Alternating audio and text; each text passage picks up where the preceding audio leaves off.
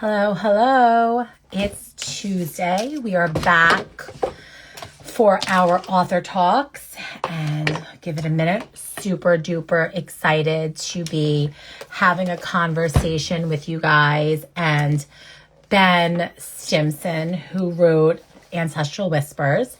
I have pages upon pages of notes. So I'm super excited to get into it. So there he is. Let's get them up to join. Okay, wait. Now I have to remember how to do this. Plus, I gotcha. Nope, not questions. Hold on. I got it. Are firmly out of mercury in the microwave, and it's going to work perfectly. Please. Let me invite you again. Sometimes 2 and 3 times are a charm here. Okay, let's see. Please work. So inviting you, Ben. So hopefully, sometimes the gram can be a little bit wonky on the uptake here. I see that the invitation is out. You just need to see and accept it. Let's see. It says it's still doing. I might see if popping off Wi-Fi works a little bit better as well. You're not sure what to do? Okay, so you should get a, like I'm inviting you. It says you're unable to join. Let me invite you again. So there is also a, like if you look on the bottom row there. Hey, Bella, can you tell me how you would go about to direct Ben to join the live? Because I know like what I'm seeing in my account. Okay, so Vinny's trying to tell you, press the plus on the bottom and then the camera and send a live request. So yeah, because I don't have any requests to join. So you can hit that little plus camera on the bottom. It should be like sort of towards the bottom right and request to go live. I put something on my lips and I don't know if I accidentally am using like a plumper because it's feeling like I'm having some Novocaine on my mouth and I don't love it. I also am inviting you on my end, which you might get something that comes up that says I invite you. Kazaa! Yay! Okay. There you are. Let me see here. I see your hello. note. So now Let you just me need to turn around your camera. off here. Turn my camera around. Okay. Oh, there we go. Okay. I was trying to do it on my computer. I didn't realize we had to do it on our phones. Well, now we know that we have to do it on our phones, so we will send those directions because I always just do it on the phone. So, hi Ben, I'm Dina, co-owner of the Apothecary. Nice to meet you.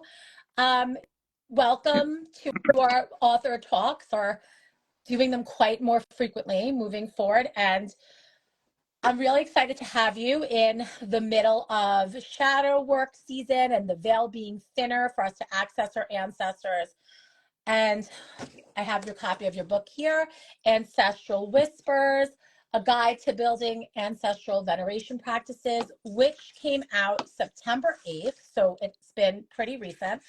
And I bring that up again because that is my father's birthday, although he is living. He is not yet.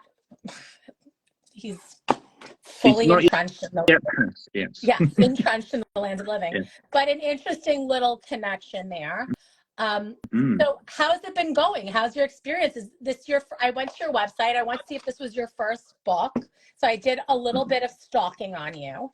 So it's all good. So how's it going? How does it feel to be a published author? It feels still very bizarre. This was a very long process. It was 2.5 years from when I started writing it. I actually wrote it before I submitted it to Llewellyn, which is not normally how things go. So it was 2.5 years. So when I was revising earlier in the year, there were pieces that came up for me that were like, Ooh, I've come on since then. So it's kind of a weird thing, but it's wonderful. It's one of the best things I've ever done in my life. But it is very strange stepping into a role I've not had before. So it's been fascinating. So what I really found interesting about your story, and as I was reading through your book, was your wide and diverse sort of background, especially in, the different practices, some of which you're initiated into, some of which you come by through, being from England and the peoples from there, and then, going to Canada. So can you introduce us a little bit to like your spiritual background? I know you're a counselor and you work with people both like more probably standard therapy and then also spiritually. So just give us a little bit Mhm. before we dive into the meat and potatoes. But I know you're probably, I don't know if you eat meat and potatoes, or we could say tofu and potatoes. It's a very Um, English thing to eat meat and potatoes, yes. yes. Before we dive in and start talking about, what's going on in the book, which is amazing, can you give us a little bit about your background? Because I found as I was reading through, so much of your background informed the lens through which you explained, Absolutely. ancestral veneration. Absolutely. So I think it's really important that I be very not cautious about how I talk about these spiritual practices, but that I be very transparent. So I lay out the lineages I'm connected with in the book. Really, my spiritual journey started as a teenager. I started with the myths of Avalon and Starhawk's works, and I came into witchcraft and paganism through that. Throughout that, a big part of my journey was coming from the United Kingdom to Canada. So where I'm located, I'm currently about 2.5 hours-ish north of Toronto, so just over the border from New York there. But when I was 8, I came when I was completely disconnected from my homeland. I disconnected from my ancestors. All of my ancestors, my blood relatives, are buried over there. I don't have any relatives over here, except my immediate family. So spirituality for me was a way of me connecting in with that heritage of mine, and it was through as I said, the myths of Avalon, really being connected with like kind of British folklore and fairy tales and whatnot. And as I started to move into Wicca and eclectic Wicca, I should say, I started to become very interested in spirituality in general. So I studied Buddhism, I studied Hinduism. That became a really core part of my practice when I was a teenager and late and early teens. As I started to move into my mid 20s and late 20s, I came into contact with Lukumi, and Espiritismo. And now I'm not initiated into Lukumi, but I was literally living in a Lukumi Wow. house. Lukumi is Santeria for those people who are in the New York area there. I moved in with my godfather for 2 years as I was studying psychotherapy and as a roommate. And that really had a big impact on my lived practice, because I was living with a priest of an Orisha.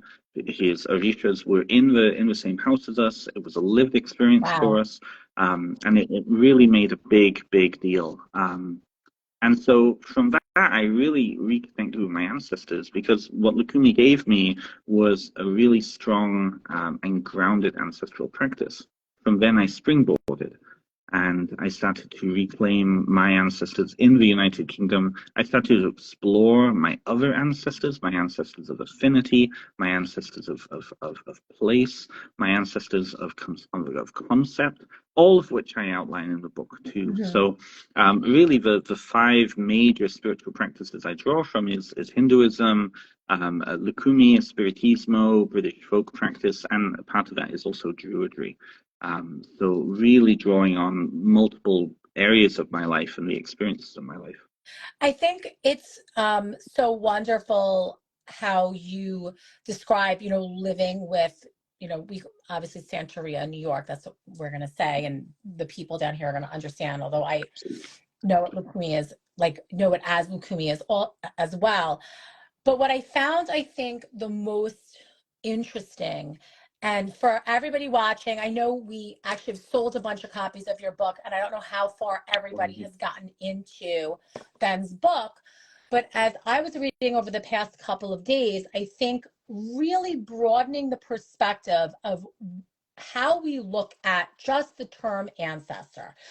You know, like as you mentioned in your explanation, it's so much more than, you know, ancestry.com, our blood Absolutely. relative. And of course, like that's where we're first going to go.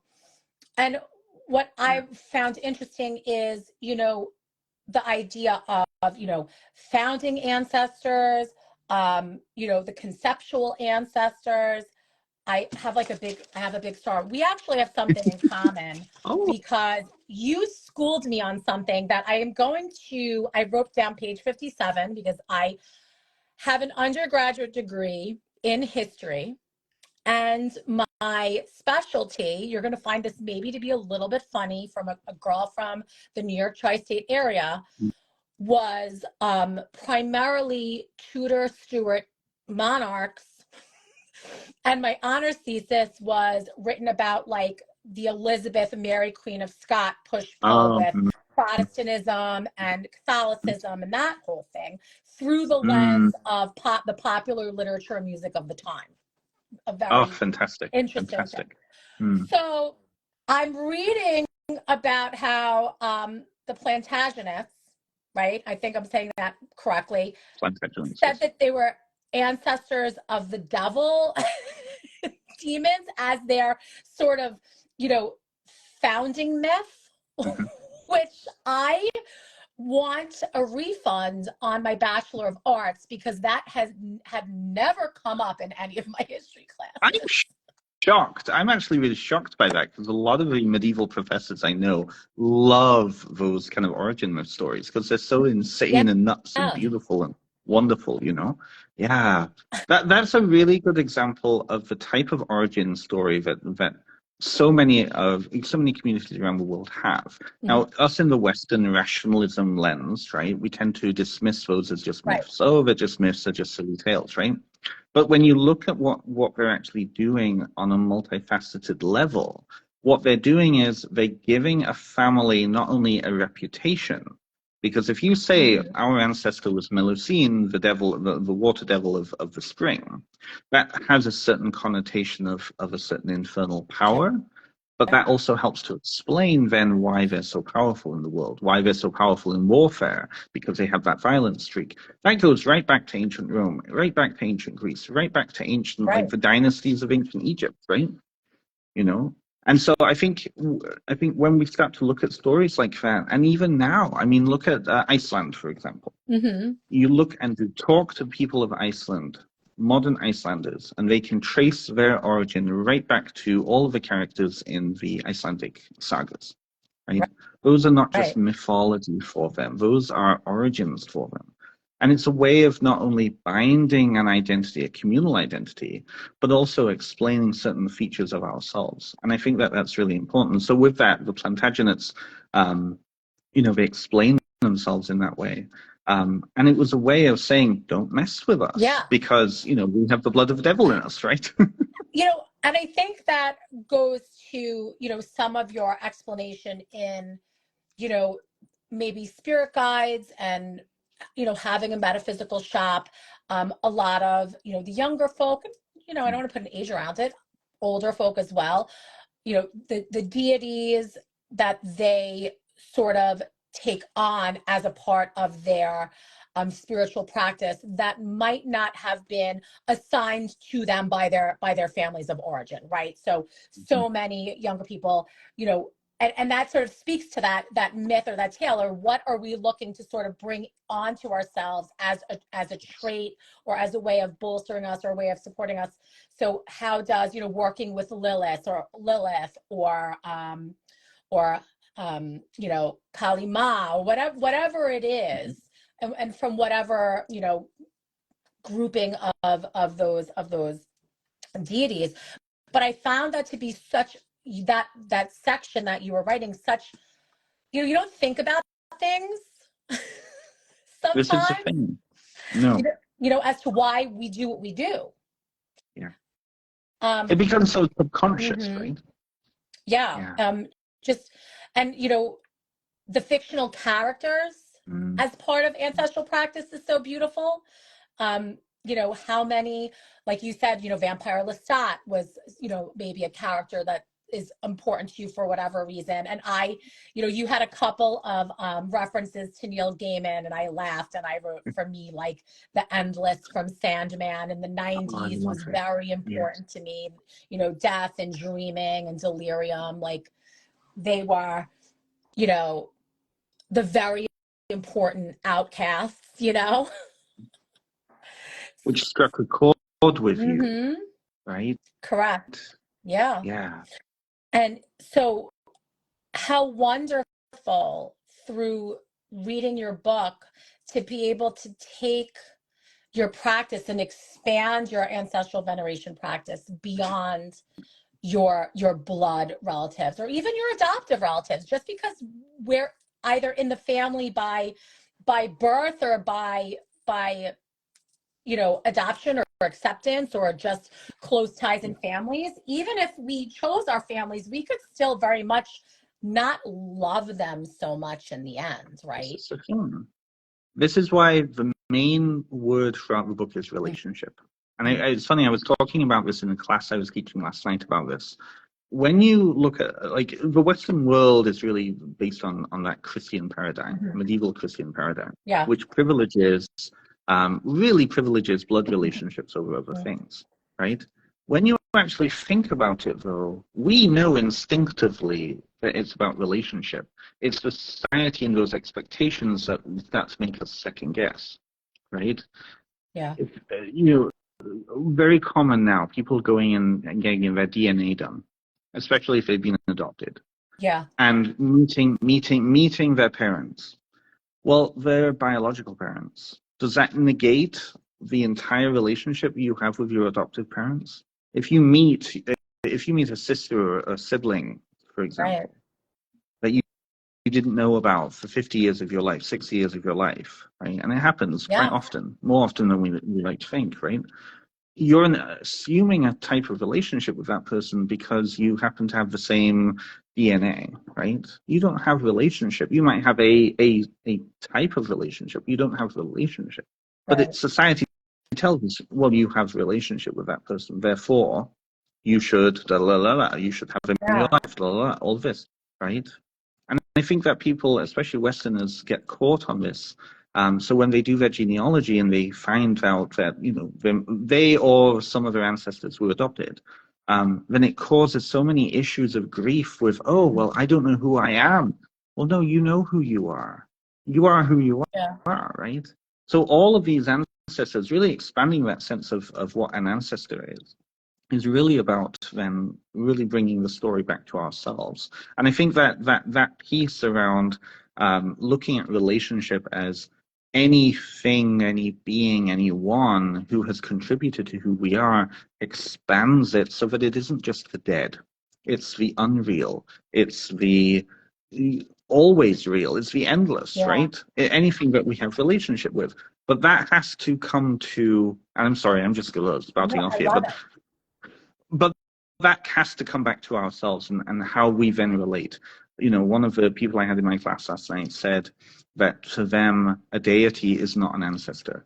It feels different. Their relationship feels different. And so then they're not going to relate to their deities as ancestors, even if they are like mother and father god or goddess. Right. And it's like, yeah, that's the point. You own these relationships. And then the responsibility is on you to develop these relationships. So I feel really preachy right now. No, I really appreciate that, because I think there's a tendency in Western culture, especially, I don't know if it's so much in Canada, but definitely here in the States, because we're all, for the most part, away from our ancestral land, right? Unless you're the very, very small percentage of the indigenous people that are here.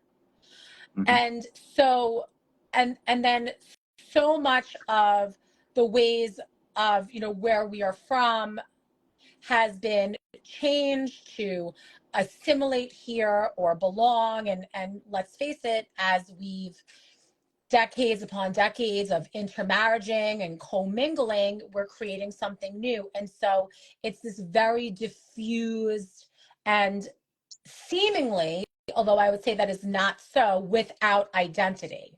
Like, but it feels so, you know, again, going back to having a physical store and seeing a lot of, you know, people that are coming in that feel lost or displaced, and they're not into, you know, a traditional religious practice like Catholicism or wherever, where it's very strict because they feel like that's maybe too many boundaries, and they're looking for meaning, and it becomes very confused. And, you know, how you talk about, you know, taking on and appropriating those concepts that really don't belong to us because we're looking for that meaning. But then your invitation to be able to, as you said, develop these relationships so you can have your own relationship and make your own meaning within, you know, what feels right to you, I think was so important. Now I got preachy. Absolutely. No, it's all good. It's good. There's so many pieces to what you just said that are so important, right? And I feel that, again, it comes back to that piece around story. What are the stories that we're telling ourselves? Because the reality is, and this is the danger with ancestor work, I feel like a lot of people ask me, how do I connect with my ancestors? Well, you already are connected with your ancestors, right? It's identifying those connections. But then the thing with ancestor veneration is that it never stops. You go all the way back to the very beginning of the cosmos, right? With deity work, there's one deity or a pantheon of deities, and you're working with individuals. Right. With the earth, you're working with the earth, right? It has a bound. It has a boundary. But with ancestor work, you can go on and on and on and on and on. And I feel a lot of people don't know what to do with that. Yeah. So what do? They work with ancestors because of where they're starting from, and it's their story. And I feel like oftentimes, like genealogy work is pegged to us as find your story. Well, you already know what your story is. It's how does your story relate to their story, and that relationship, then it becomes important. So, you know, one of the pieces around settler cultures, right, is a mishmash of I want to feel like I belong because I don't belong here, or I'm told I don't belong here. Right.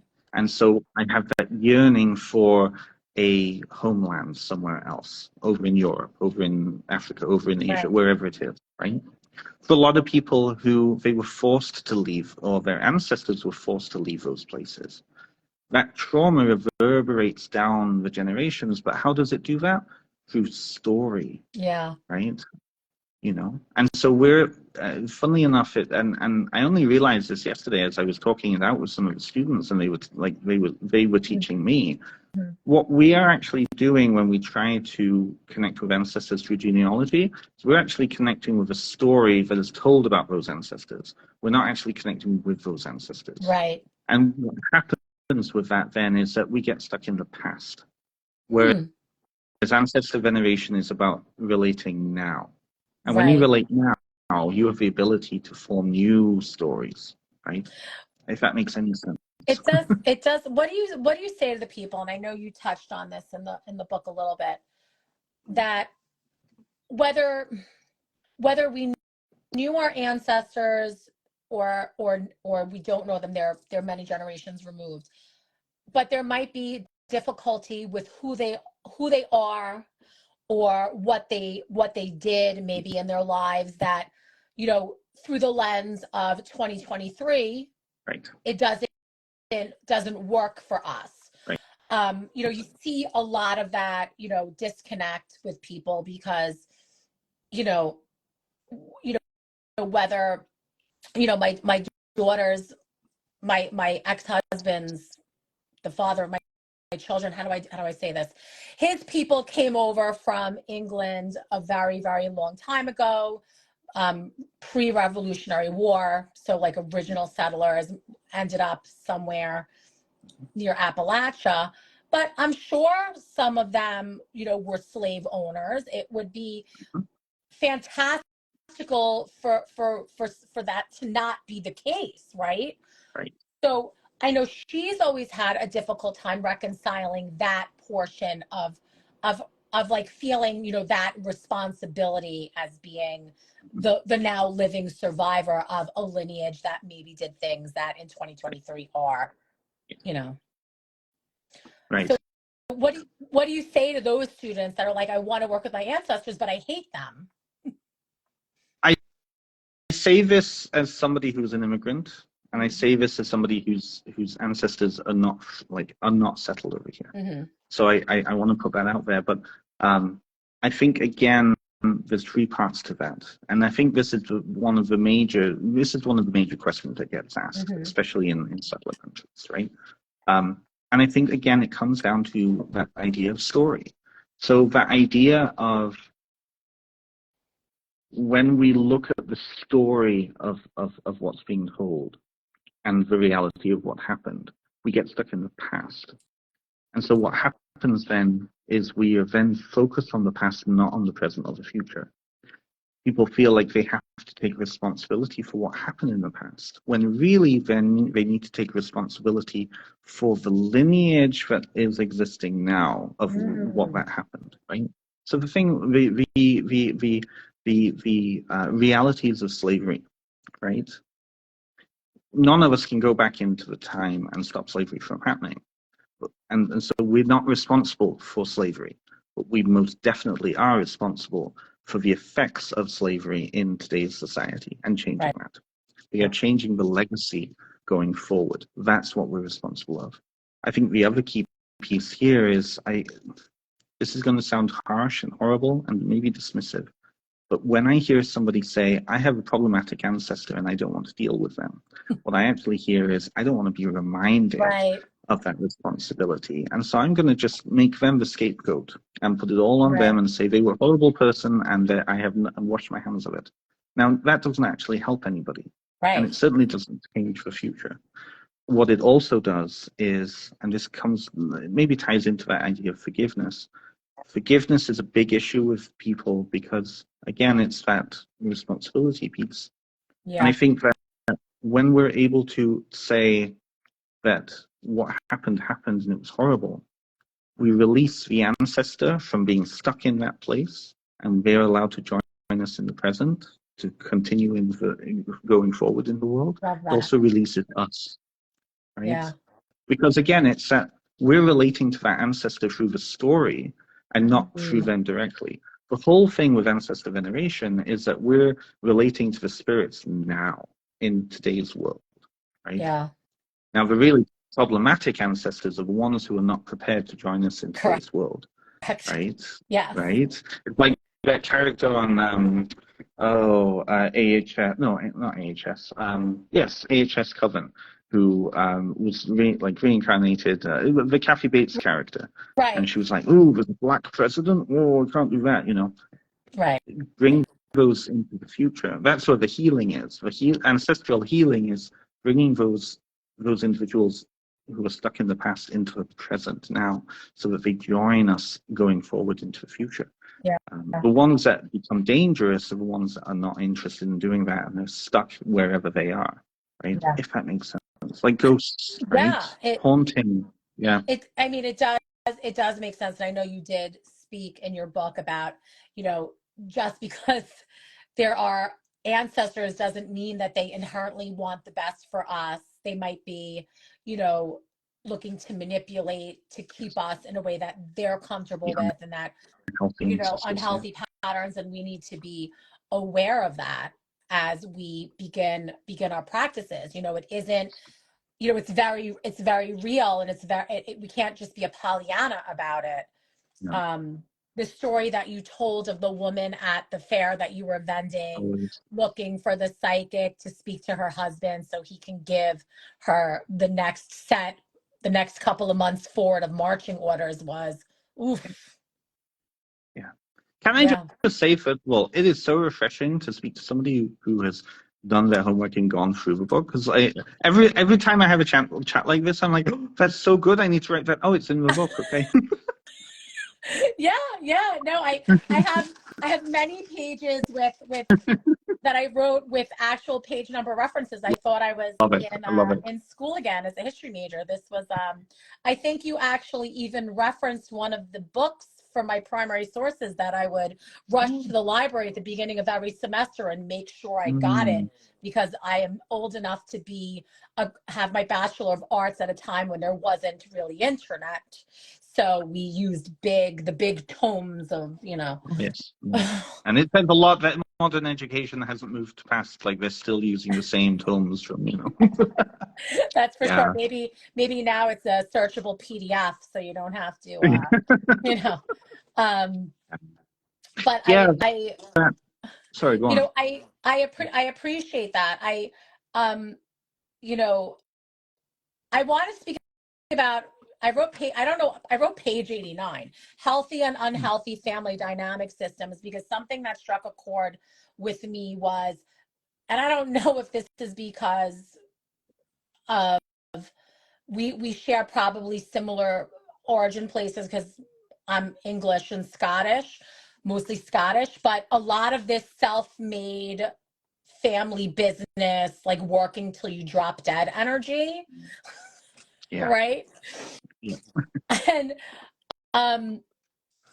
so it's interesting how we sort of interact with that. Like, I come from a long line of these people, and my joke is, what's retirement? We're just gonna like drop dead in the store, and that, probably. This is the thing, right? And I think my parents, same thing. They just retired 2 years ago from having a business that they lived at for 29 years, and they don't know what to do with themselves. I think that there's a good reason that the new world, the so-called new world, really offered a lot of people that idea of freedom from the really patriarchal power structures in Europe, right? The caste system, the class system, and in many ways, I feel like so many of the people who came over here were looking for the same kind of freedom that my own family were really striving for. When I got into the story and the genealogy, I could see through the generations the changes. Somebody going from debtor's prison in the 1840s, their child becoming an apprentice shoemaker. But in the 1890s, he had a really famous shop in Lincoln, and my mum was telling me the story of like going and visiting that shop because one of the cousins still had it, and the idea of progress, right? Like the Forsyth saga, like or dynasty. But I feel again that causes the darkness to come out too, and this is really where the idea of family story comes in. We're all born into a certain context in our families. Even if we're adopted, when we're adopted, we're still socialized into that family system, right? And it's the story then that perpetuates. What ancestor work gave me was a broader perspective, because I actually had the ability to connect with the ancestors directly and learn like what is the actual context. I think I talked about it in the book too. I actually sat at Dumb Supper and I sat with my grandfather and talked to him about how and why he, treated my dad so poorly. And he said, if I only knew now. And this is why I think that comes back to that idea of we need to connect with the ancestors directly and not just the stories that are told about them. Because there were multiple stories told about my grandfather, and all of them were based on somebody's lens of seeing that person. It wasn't him. They were aspects of him, but not him. Right. So when I actually sat down and connected with him myself, I had the ability to experience him in a different form, but it was still him. And I think that really is that living embodiment of that spiritual practice, right? That building of relationship now. I loved the story. You all, if you have Ben's book, page 75, because I wrote with a star, page 75, Dumb Supper. I have never heard the term dumb supper. You know what it is, though. I know what it is. You know what it is. Can you talk to everybody about it? Because I want you guys to know we're doing this next year. We're doing this. You just plug myself. So yeah, the Dumb Supper. I think there's. I mean, anybody who goes up to Salem, I know the Salem. They have them running all the time, at least around this time of the year. But it started. I'm not sure where exactly it started. There's this whole pagan myth that it was an ancient thing. I'm not sure that that's true. I think that it probably started maybe 60 years, 50 years ago, maybe. But it's a tradition of sitting down with the dead, setting place for the dead at a table, eating food, serving food to the dead, and just communing.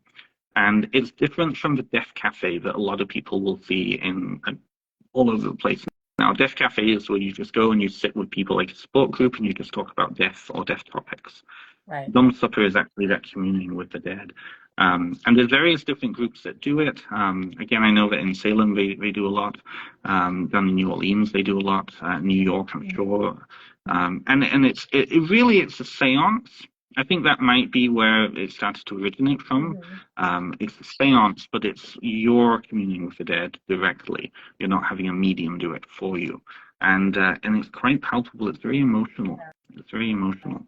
And then there's that space afterwards, at least the ones I've done, where you can talk about your experiences and talk about with fellows kind of what that experience was like for them. And it becomes very intimate. It's such a beautiful opportunity, like you said, to bring your ancestor, your grandfather, your great grandfather into the present moment. We had an author talk with Maya Toll. She actually had come up here a couple weeks ago, and she reminded me of the practice of like the 10-minute timer and just like journaling for 10 minutes and just like, getting, whatever's going on in your head out of your head in the 10 minutes. After you do that 10 minutes, I'm wondering if in similar practice you could then go into, if my grandfather was sitting in front of me, what would he say to me? Because I find that like once you clear in 10 minutes, like all of the bull crap that's on your mind, all of this amazing stuff comes through. I've been doing it for the past couple of weeks. Just different little creative exercises. What would the Empress say to me? Like I'm like, I'm fucking around with tarot cards right now, right? Yeah, I love it. I love it. What if the energy of the Empress tarot card was sitting in front of me? What would she say? What would her message be? I'm wondering, like, as an exercise to do that, to get to, because you have a lot of journal prompts in the book as we work our way through the chapters. I wonder if instead of, I think a lot of times where we get stuck in Western culture is, I want you, Ben, to tell me exactly how to do it. Give me a prescriptive, because that's what we do in Western culture. Like I go to college, I get the job. You tell me what I need to know. I'm going to spit it back out at you. You tell me how good I did, telling you the things that you told me to learn. Give me an A. I have the degree. I'm going to get a job. I think we take that into spiritual practice. And, so many times, I'm sure you get this all the time. Is your number one question, how do I have a relationship with my ancestors? How do I make a practice? Absolutely. Yes. Right. That's going to be the question. But I'm wondering, like, again, you see the journal prompts and I think we get stuck. Okay, it's homework. I'm gonna answer these questions, but if we got into that more lucid place where we cleared our mind, and then we can not think about it like it's homework, but have this inner dialogue or connect in some way, how much more effective it would be. Absolutely. So you've really touched on one of the major flaws, but also major strengths of the book. I don't tell people what to do. And that was very, very important for me not to do that. And the reason I do that is coming from spiritual traditions that have been culturally appropriated to death. It was important for me not to influence how people are building their relationships, because you have to take ownership of yourself, right? Well, I think one of the issues of cultural appropriation is, there's a lot of issues with it, but there is a genuine want to connect, but people don't know how, because so many of the traditions are tied up with Christianity that has been part of the culture for 1800 years, right? Many cultures, anyways, not some cultures more recently than others, but it's one of those, so many of those pieces are wrapped up in that, and because of perhaps where somebody finds themselves in relationship with Christianity or not relationship with Christianity, they can be a struggle with, well, what do I do? What do I do? But that's the trap, because just do, right?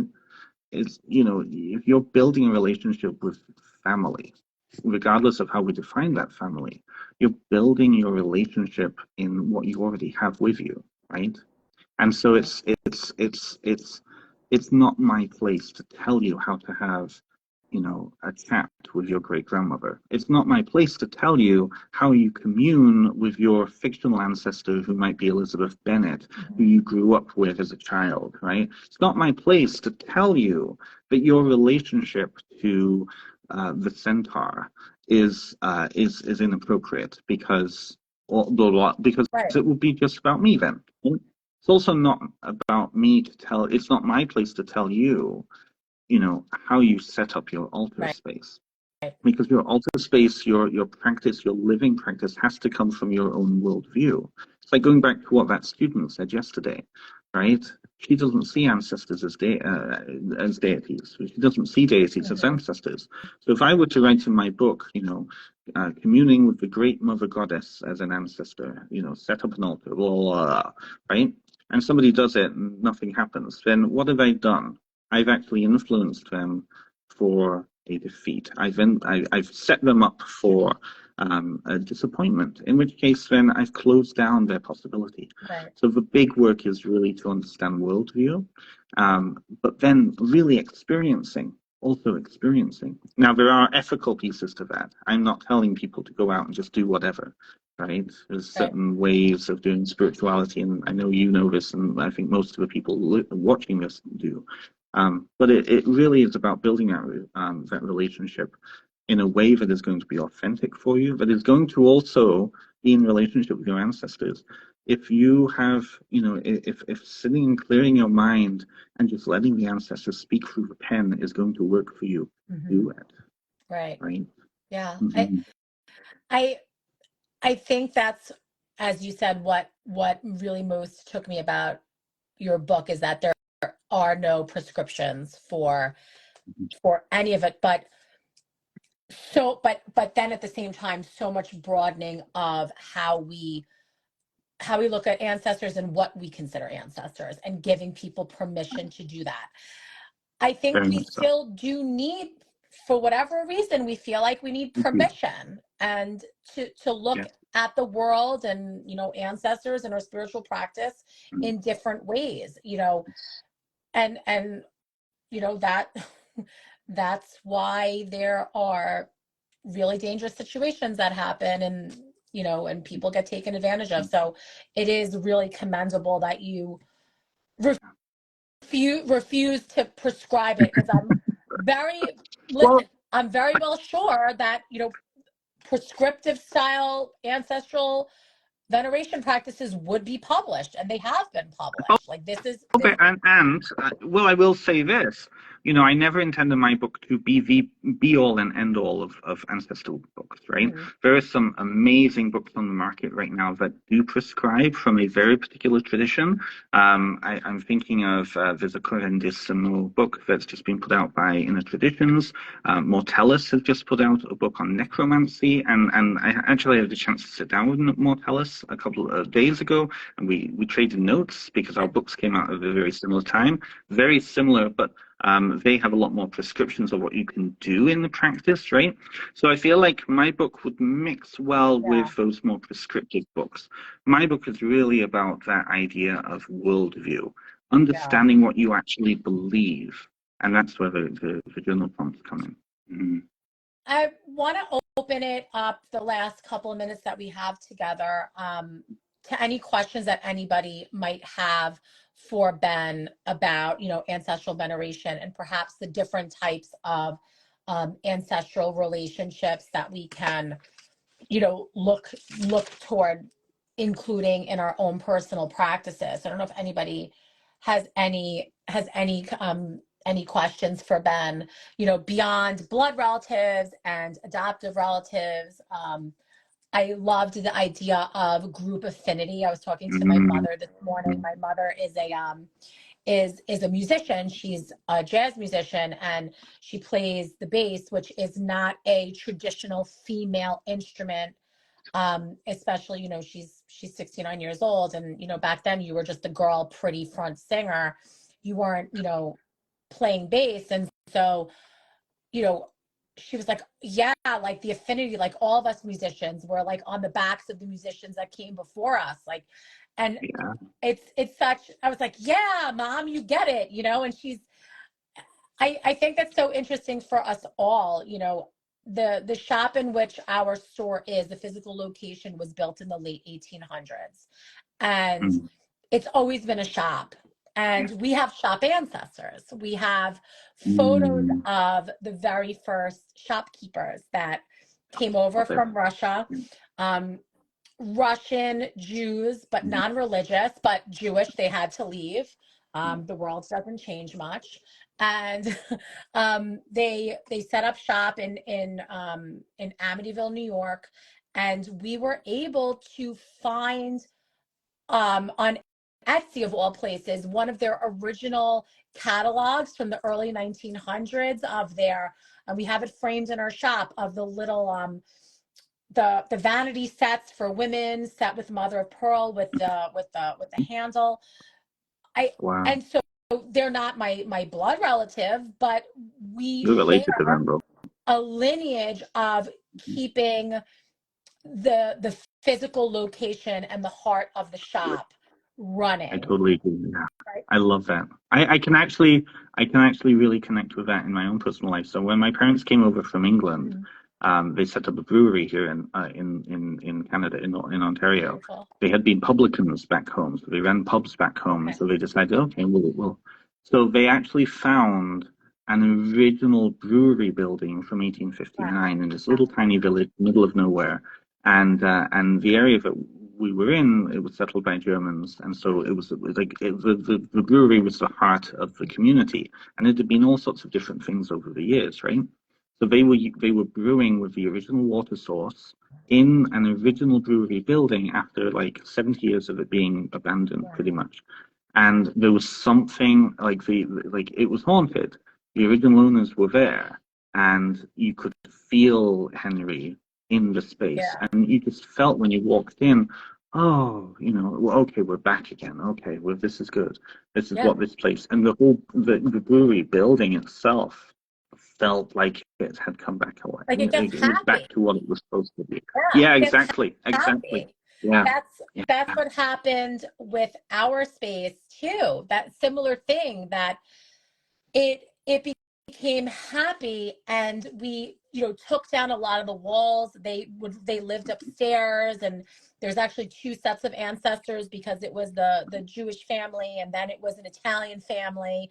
And the big joke, because I have some Italian ancestors, is that the Italians put the addition onto the back of the house, because if you know anything about Italians that live in America, they need two kitchens, because so they put on the one for no, second kitchen. no, one for other, no, no. Yes. So they have the second kitchen. And you know, but when we started taking the walls down and opening it up, so you know, the whole shop could breathe, like you just felt like Yeah. the building relaxed, like everybody was just, it hums, it does, and it feels good. And when people walk in, they could feel it, but they don't know Yeah. what it is that they're feeling, I think, a lot of the time. And And I think this really connects then to this idea of expanding the concept of ancestor. Really, words and categorizations of spirits are just us trying to place and categorize, right? But when you actually, like, with that, you've got the spirit of place, genius loci, Mm-hmm. connecting in with the ancestors, and you're now in that space, in that context, relating to both spirit of place and these ancestors. All comes together, and that's all a relationship, right? You formed a family with those two things, Yeah. right?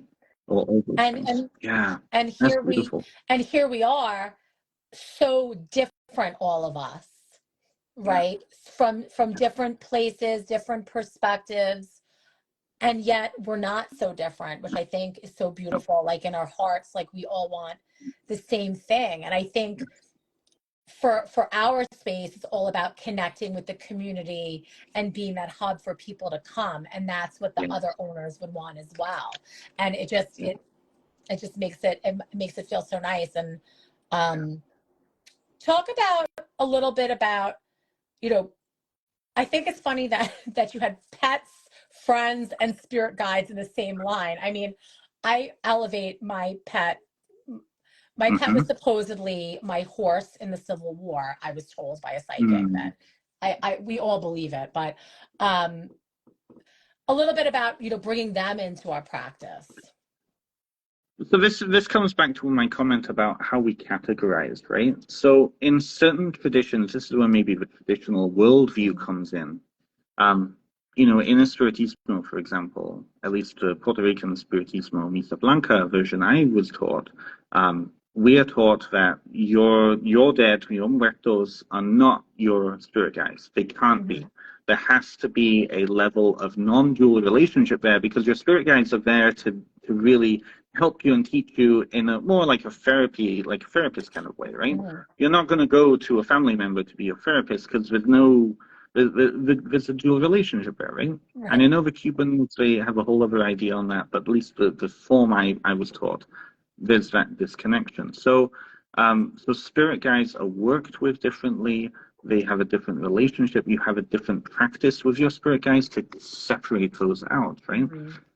Same with pets. Same with any of the other types of spirits, right? Friends. But I think for Westerners, because many neo-pagan and witchcraft traditions are still devising these worldviews for ourselves, it's okay, well, what kind of relationship? If you have a friend and you have such a strong connection with that friend that they are family, are they ancestral to you? Are they, if they hopefully not pass away before you, but if they do, how do you work with them, work for them? What is the type of what's the work there, right? How are you going to honor them? Same with pets. So in some traditions, pets are not seen as having souls. Now, myself, I see them as having souls, right? But am I going to put them necessarily on the same altar as my blood relatives, right? Especially if I'm building a specific ritual practice with them and to form a specific relationship, right? I might form a different practice with them. Same with my spirit guides, right? I'm not going to give food down to the spirit guides that's really from my ancestors, because my worldview is that they have to be separate. So I have them up on my Bovada, and I work with them differently, right? So I think that is an open question for people, right? I think that this is the job of you to discover for yourself, well, what are those distinctions, and really, what do you do with that for you? Right? I liked going a little bit further into the idea of like ancestor versus spirit guide and a little bit of the difference there. I did I really had a little bit of a chuckle, because it's our ancestors want, I would say the majority of them want for us in a way where, perhaps our best interests might not, like for our spiritual growth and learning lessons and sitting in discomfort, like they're like, no, like I'm thinking about my step grandmother. One of the famous lines, she's a crossover, she's an ancestor, and one of the famous lines that she uttered around the Thanksgiving table was, when it comes to divorce, it's 50-50 fault. But in the case of your Uncle John, it was 80-20. She was terrible.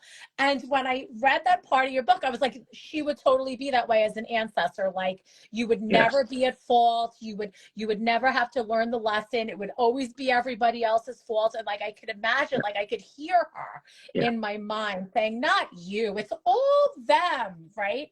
So can you talk a little bit about like that sort of lens, because for those of us, with the Italian Mediterranean,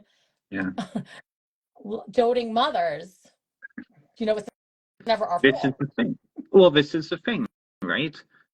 I think anybody who comes from a family that is overbearing knows that oftentimes our lives don't belong to us; they belong to our parents. And so I think that's where, and it's fascinating that at least from this worldview, it comes from a collectivist culture like Puerto Rico, that there needs to be a distinction there. So with this, then, with the ancestor work, my experience with blood ancestors is that they want proliferation of life. And so I've noticed that, I've received ancestral blessings to get me to a healthy place, because I'm going to serve a bigger purpose in a much broader scheme that is the ancestors, Yeah. right? The ancestors are wanting all of us to continue the species, Mm-hmm. right? They want more ancestors coming to them.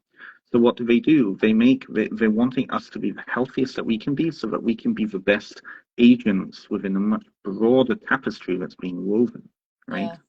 Spirit guides are assigned to us or gravitate towards us because they recognize, at least in some traditions, they recognize in us something that they can help, but it's about us, Right. not about Right. the whole thing. And that's the big distinction, right?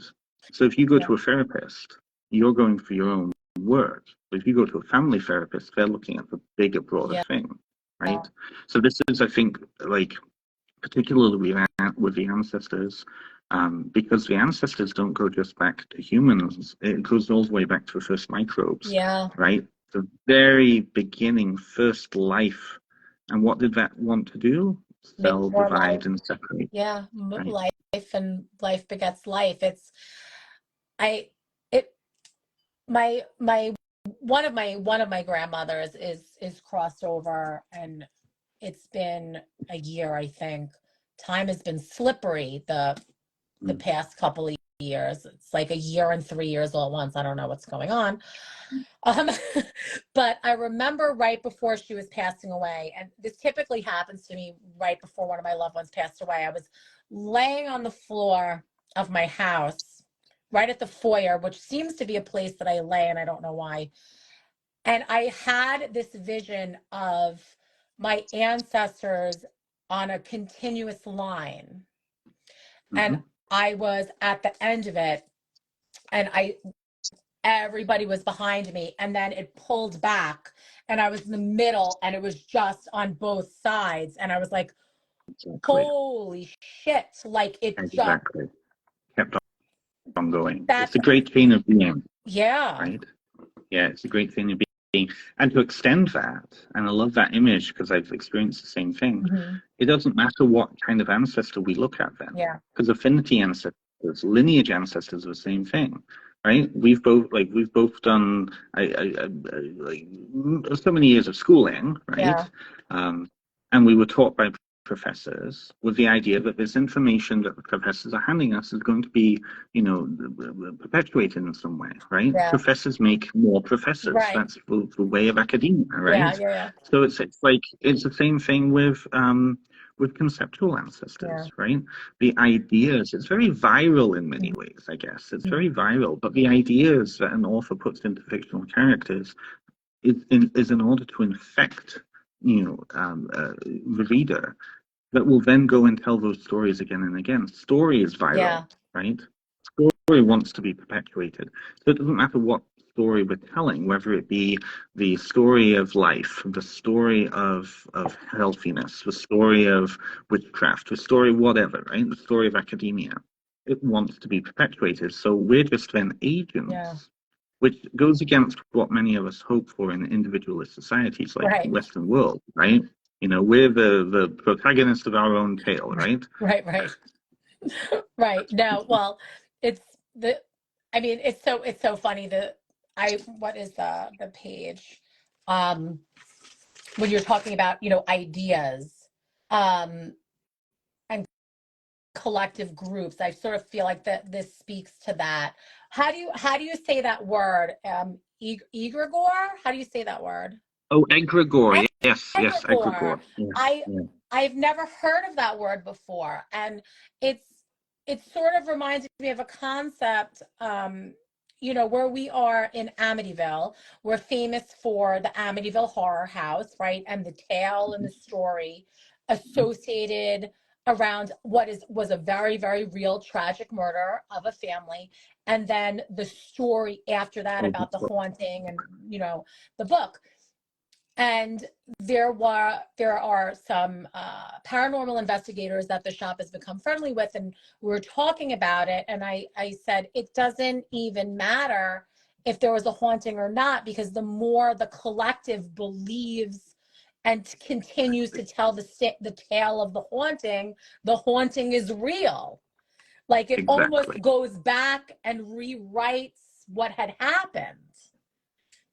And then everybody's head hurts because it's too much for our little brains, you know, to comprehend there. And it is absolutely true. Where I live right now, the small town I live in Ontario, is called Wyerton. And it's famous because it happens to be where Wyatt and Willie lives, who is the same, like our local version of the groundhog that tells us in February if it's going to be more winter, right? You go everywhere in the town, there's statues of this rodent, right? The statues of Wyatt and Willie. And so people associate Wyerton only with that now. It's completely overwritten the history of the town. And people come and they want to experience it. And it's true, that's the egregore of the town. That's the not necessarily the genius loci, but the story that's been placed on top. Yeah. And I think when people look at egregores, like the internet is an egregore. Yeah.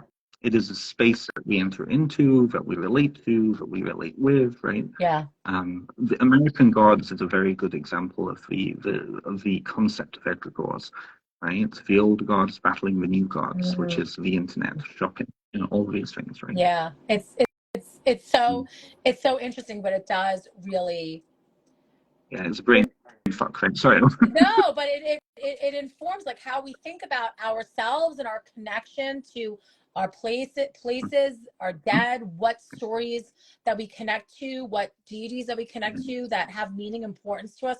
Why do they have meaning and importance to us? And I think that's really what's, you know, so important about, you know, your particular book, is that it gives us the language to get curious about how do we develop these relationships with all of these different aspects and who we decide to call an ancestor or not. That it's ultimately our decision. It's a thing. It is ultimately our decision. Yeah. Just like it's ultimately our descendants' decision whether or not we're ancestors to them. That's true. Well, Ben, I want to be mindful of time. Thank you so much for sitting with me tonight. If you're watching the replay, be sure to follow Ben. I'm going to tag him as a creator. And his book is available in our shop. It's on our website, shop@amityvilleapothecary.com. And I'm going to be making signed book plates at some point. Perfect. Yep. So we'll get the book plates so we can affix his autograph in there. You'll get a signed author copy, which makes it so much more special, part of your collection. Thank you so much. It was such a great chat. I really appreciate your time. This was lovely. Thank you so much. Thank you. All right. Good night. Good night.